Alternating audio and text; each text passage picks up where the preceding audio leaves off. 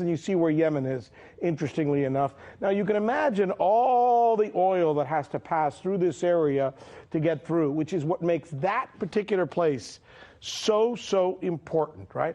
4.8 million barrels of oil passing through this narrow passageway just about every day.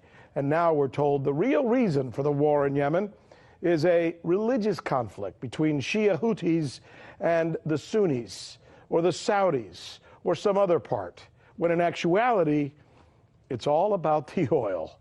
Here is our correspondent, Michelle Greenstein, with more. Now, unsurprisingly, one of Washington's strategic objectives is to maintain control over any major seaway, and Bab el-Mandeb is designated by the U.S. Department of Energy as a major oil transit choke point. But here's where it gets interesting. There's also the issue of the untapped oil of Yemen itself. According to the U.S. Energy Information Administration, Yemen has proven oil reserves of about 3 billion barrels.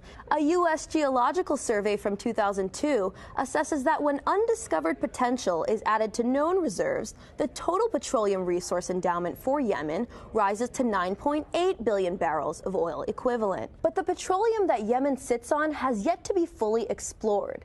For this reason, there may be more at stake under Yemen than we previously thought. Take a look at the CIA report from 1988.